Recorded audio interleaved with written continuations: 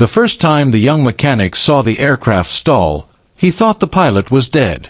The machine dropped from the sky like a stone, its nose pitched up, engine roaring uselessly while the wings seemed to forget how to fly. At the last second, the pilot pushed the nose down, the aircraft shuddered, and the wings caught the air again. It was violent, terrifying, and completely normal for that era. In the early years of aviation, every pilot lived on the edge of physics, guessing where the invisible boundary of flight truly lay.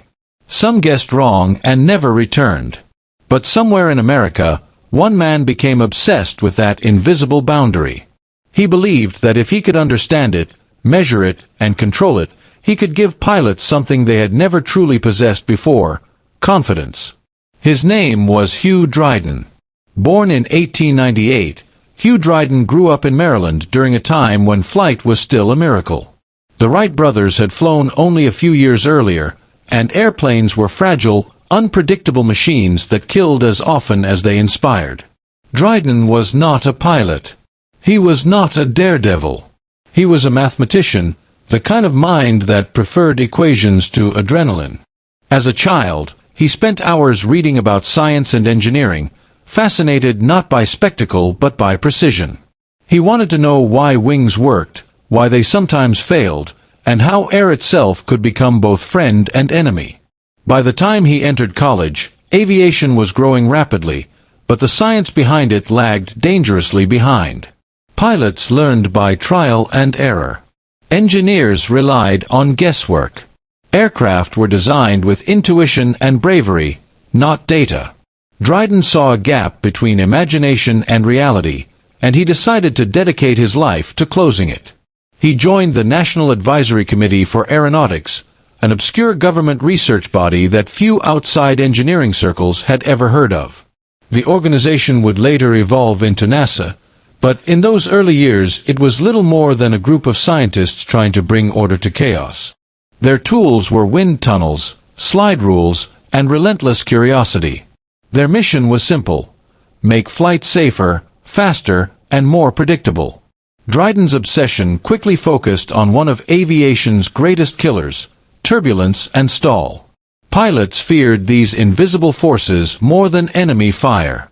Aircraft could suddenly lose lift, spin, and crash with no warning. At high speeds, shock waves formed on wings, shaking aircraft apart. Engineers didn't fully understand why. Dryden believed the answer lay not in building stronger airplanes, but in understanding the air itself. He spent countless hours studying airflow, measuring pressure changes, and observing how tiny disturbances grew into catastrophic forces. His work was not glamorous. There were no crowds, no headlines, no heroic photographs.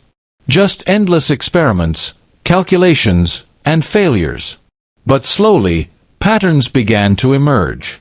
He discovered that airflow was not smooth and predictable as many had assumed. It was chaotic, full of invisible currents and instabilities. And if those instabilities could be controlled, aircraft could fly faster and safer than ever before. In the 1930s, as tensions in Europe grew, Dryden and his colleagues began to realize that their research could have enormous military implications. High-speed flight was the future. Nations that mastered it would dominate the skies. The problem was that as aircraft approached the speed of sound, strange and dangerous phenomena appeared. Wings lost lift. Control surfaces stopped responding. Aircraft shook violently. Pilots described it as hitting an invisible wall. Dryden approached the problem like a detective. Instead of focusing on engines or weapons, he focused on air. He studied how compressibility affected airflow. He developed new mathematical models to predict when and where shock waves would form. His research allowed engineers to redesign wings, making them thinner, stronger, and capable of slicing through air at unprecedented speeds. By the time World War II erupted, the results were beginning to show. American aircraft were not just powerful, they were stable. They could dive faster, recover from stalls, and operate in conditions that would have destroyed earlier machines. Pilots often did not know why their aircraft behaved so predictably. They only knew that they could trust them. Aircraft like the P-51 Mustang and the B-29 Superfortress benefited directly from the aerodynamic knowledge Dryden helped create. These machines could fly higher, faster, and farther than their enemies. They could escort bombers deep into hostile territory. They could outmaneuver opponents who relied on older designs. The difference was not always visible. It was hidden in airflow, in stability, in control. But Dryden's most important contribution was not a single aircraft or invention. It was a transformation of aviation itself. He helped turn flight from an art into a science.